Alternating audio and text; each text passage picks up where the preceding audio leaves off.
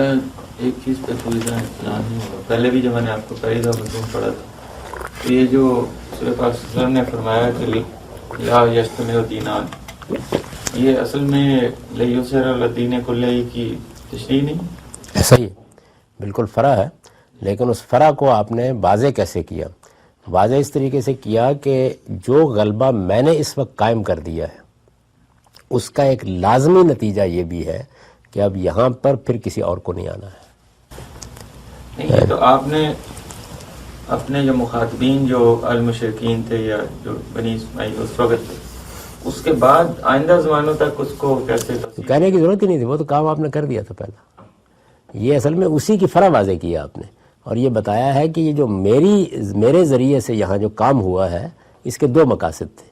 ایک مقصد یہ تھا کہ میں ایک رسول کی حیثیت سے اتمام حجت کروں اور اس کے بعد یہاں پر دین کا غلبہ قائم ہو جائے، یہ ایک مقصد تھا۔ دوسرا مقصد یہ تھا کہ یہ ابراہیم کا حرم ہے، میں اس کو بت پرستی سے شرک سے پاک کر کے ہمیشہ کے لیے اس کی اصل صورت پر بحال کر دوں۔ رسول اللہ کی بعثت ان دو مقاصد کے لیے ہوئی ہے۔ تو لیظہر علی الدین کلہ میں آپ نے پہلے مقصد کو بیان کیا ہے، اچیو کیا ہے۔ دوسرا جو ہے یہ ہے جو بیان کیا گیا ہے، اس کو اس وجہ سے پوری تفصیل کے ساتھ زیر بحث نہیں لایا گیا کہ یہ تورات میں بڑی تفصیل سے زیر بحث آ چکا ہے، یعنی اس کو بڑی تفصیل سے وہاں بیان کر دیا، تو گویا آپ نے اس کا اطلاق کیا ہے۔ یوں سمجھ لیجئے جیسے میں نے نظارت کی سنت کے بارے میں یہ کہا ہے کہ نظارت کی سنت کو سامنے رکھ کر حضور نے یہ فرمایا کہ یہ جو ابتدائی 10 دن ہوتے ہیں عشرہ ذوالحج کے، اس میں آپ ناخن نہیں کاٹیں گے اور بال نہیں۔ ہمارے فقہاء اس میں بڑے متردد ہیں کہ اس کا بیس کیا ہے اس بات کا، تو نظارت کی قدیم سنت ہے۔ اسی طرح جزیرہ نما عرب کے بارے میں حضرت ابراہیم کے ذریعے سے جو حکم دیا گیا ہے یہ اصل میں اس کی بحالی ہے، اصل میں یہ چیز ہے۔ تو لیظہر علی الدین کلہ میں ایک مقصد پورا ہوا ہے کہ جزیرہ نما عرب میں دین کا غلبہ قائم کر دیا جائے۔ میں نے اس کی طرف اشارہ کیا ہے کہ رسول اللہ صلی اللہ علیہ وسلم نے باہر کی سلطنتوں پر اتمام حجت کیا اور اس کے نتیجے میں ان کو بھی الٹ دیا گیا۔ کیوں کیا؟ ضرورت کیوں تھی؟ لیکن نا دینونت کے ظہور کے لیے تو جزیرہ نما عرب بھی کافی تھا، اس لیے کیا کہ جزیرہ نما عرب کی اس صورتحال کو بحال کر کے قیامت تک قائم رکھنا ہے تو گرد و پیش کی حکومتیں ختم کر دی جائیں۔ تو یہ دو چیزیں الگ الگ، یہ چونکہ نہیں سمجھی جا رہی تھیں، لوگ اتمام حجت کے قانون کو بہت اپریشیٹ کر چکے تھے، یہ دوسرا پہلو نہیں تھا، تو پھر میں نے روک کر وہ مضمون لکھے خدا کے فیصلے، کہ اصل میں مسئلے دو ہوئے ہیں۔ ایک مسئلہ ہے رسولوں کے بارے میں اتمام حجت کے قانون کا ظہور، اور ایک مسئلہ ہے سیدنا ابراہیم علیہ السلام کی ذریت کے ذریعے سے مراکز دین کی بحالی۔ یہ دو بالکل الگ الگ چیزیں۔ تو لا یجتمع الدینان جو ہے وہ اس سے متعلق ہے، اور یہ فرع اسی کی ہے کہ میں نے یہ کام کر دیا ہے اور آگے اب یہاں کسی اور کو نہیں آنا چاہیے۔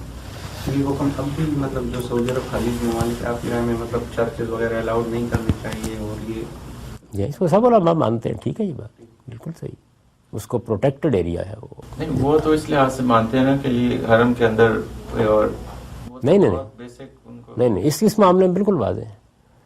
یہ آپ اگر ان کی پرانی تحریریں بھی پڑھیں تو اس میں بالکل واضح ہیں۔ لا یجتمع الدینان جو ہے اس کے بارے میں بالکل واضح ہے۔ اسی پر ابھی پچھلے 2 مہینے پہلے سعودی عرب کے ایک بڑے جلیل القدر عالم ہیں، انہوں نے باقاعدہ تنبیہ کی کہ یہ دبئی میں اور امارات میں اس حکم کی خلاف ورزی ہو رہی ہے، ان کو معلوم نہیں ہے کہ یہ جزیرہ نما عرب کا حصہ ہے۔ توجہ دلائی ہے انہوں نے اس کے بعد۔ یہ دو بالکل الگ الگ چیزیں۔ نبی صلی اللہ علیہ وسلم کی بعثت، اس کو مولانا اصلاحی نے سورہ بقرہ کی تفسیر میں، آل عمران کی تفسیر میں بہت واضح کیا ہے کہ حضور یعنی نبی صلی اللہ علیہ وسلم ایک رسول ہے، اتمام حجت کر رہے ہیں ایک قانون۔ رسول اللہ صلی اللہ علیہ وسلم مجدد ملت ابراہیمی ہے، ایک دوسرا کام۔ رسول اللہ صلی اللہ علیہ وسلم نے جس مقصد کے لیے حرم کو آباد کیا گیا اور اسماعیل کو آباد کیا گیا تھا اس کو بحال کیا۔ تو یہ تینوں کام ہوئے ہیں نبی صلی اللہ علیہ وسلم کے ذریعے سے۔ جاوید صاحب، یہ پرسیکیوشن کے ضمن میں نہیں آئے گا کہ ہر شخص کو مذہبی آزادی ہے؟ آپ تو ایون جزیرہ نما عرب میں بھی اب پیغمبر تو آگئے، ان کا تو وہ قانون اس پہ نافذ ہو گیا، ان کے انہوں نے حق اتمام حجت کر لی ہے، وہ تو ٹھیک ہے۔ خدائی کا فیصلہ ہے نا، خدا نے 2 فیصلے کر رکھے ہوئے ہیں۔ یہ فیصلہ کر رکھا ہے کہ یہ زمین میری ہے، تو آپ اگر سمجھتے ہیں کہ آپ اب خدا کی اس بات کو نہیں مانتے تو چلے جائیے جہاں بھی جانا ہے، لیکن یہ خدا کو کائنات کا مالک ہے، فیصلہ کرنے کا حق ہے کہ میں نے یہ علاقہ اپنے لیے خاص کر لیا۔ بھائی اتنی بڑی پھیلی ہوئی زمین آپ کو دی گئی ہے، ایک چھوٹا سا کچھ 1000 مربع میل کا علاقہ اللہ تعالیٰ آپ کو دنیا میں بھیجنے کے بعد بے بس ہو گیا کہ وہ اپنے لیے خاص نہیں کر سکتے. یہ تو ہم کہہ رہے ہیں نا, خدا آ کے خود تو نہیں بول رہا, وہ تو پیغمبر کے زبان سے بول دیا اس وقت کہ اب جو ہے وہ بات نہیں بہت بولا ہے. یہ تو بائبل کو آپ پڑھیں تو اتنی وضاحت سے اس کو بیان کر دیا ہے کہ میں نے ابراہیم کی ذریت کو کیسے اٹھایا ہے, ان کو کیا ذمہ داری دی ہے, اور پھر اس کے بعد یہ کہا ہے کہ یہ جو ارض مقدسہ ہے کتب اللہ لکم, میں نے لکھ دی ہے تمہارے لیے. یہ اس میں تو کوئی کسر نہیں چھوڑی, قرآن نے بھی بیان کیا. قرآن مجید کی سورہ مائدہ میں جہاں یہ زیر بحث آیا معاملہ بنی اسرائیل کے حوالے سے, وہاں میں نے البیان میں بتایا کہ قرآن مجید نے یہاں دو باتیں کہی ہیں. ایک یہ کہا ہے کہ یہ ارض اب مقدسہ ہو گئی ہے, مقدس جی سورہ مائدہ میں مقدسہ ہو گئی ہے. مقدسہ کا مطلب یہ ہے, کیا مطلب ہے یہ دیکھیں نا, ایک لفظ ہے نا مقدس, مقدسہ, تو لوگ غور نہیں کرتے. اس کا مطلب ہے میں نے اپنے لیے خاص کر لی ہے, اور اپنے لیے خاص کر کے کتب اللہ لکم, تمہارے لیے لکھ دی, یعنی مسلمانوں کے لیے. تو اب آپ کو اس سرزمین میں, اور ان کو تو آسانی ہوئی ہے کہ رسول اللہ یہ کام کر کے چلے گئے. وہ جہاں حضرت موسیٰ کی امت کو کرایا گیا ہے یہ کام, اس کی تفصیلات ذرا پڑھیں بائبل میں. تو یہ خطے خدا کے, وہ فلسطین خالی کر دیا ہے, اللہ تعالیٰ نے چھوڑ دیا ہے اس کو, اس لیے کہ وہ قوم 2000 سال کے بعد بغاوت پہ اتر آئی جس کو منتخب کیا گیا تھا, اور جزیرہ نما عرب اسی حیثیت سے باقی. جس طرح آپ مطلب پاکستان میں غیر مسلم پرسپیکٹیو سے دیکھتے ہیں اور آپ کہتے ہیں کہ میں ان کی لڑائی لڑ رہا ہوں, لیکن یہاں سے اگر آپ پھر غیر مسلموں کی پرسپیکٹیو دیکھیں, ہاں تو غیر مسلموں سے خالی کرایا نا پہلے, خدا کا پیغمبر وہ کام کر گیا, دونوں کام کر دیے. غیر مسلموں سے خالی بھی کرا لیا اور آئندہ کے لیے بھی کہہ بھی دیا کہ اب نہیں آئے. مسلم کے لیے تو یہ سوال بنتا ہے نا کہ ہمیں ایک خاص جگہ پہ کیوں آباد نہیں کیا جا رہا ہے, ہمیں کیوں. یقیناً تو ان کو بتایا جائے گا کہ یہ خاص جگہ جو ہے اس زمین ساری خدا کی ہے, اور یہ اس نے اپنے لیے خاص کر لی. اس سے خدا کو کیسے روکا جا سکتا ہے؟ یہ کام ہم مسلمانوں نے نہیں کیا, اللہ تعالیٰ نے خود کر دیا ہے. لیکن یہی بات جو ہے نا پھر مطلب ہمارے جو لوگ ہیں جس کے خلاف آپ لڑے, وہ یہی کہہ رہے ہیں کہ پاکستان کا علاقہ ہے, مسلمانوں کا ہے, ہمارا حق ہے اس پہ, اور ہم مطلب اگر اس کے حق میں وہ کوئی قرآن مجید کی سند یا پیغمبر کی پیش کر دیں گے تو سرنڈر.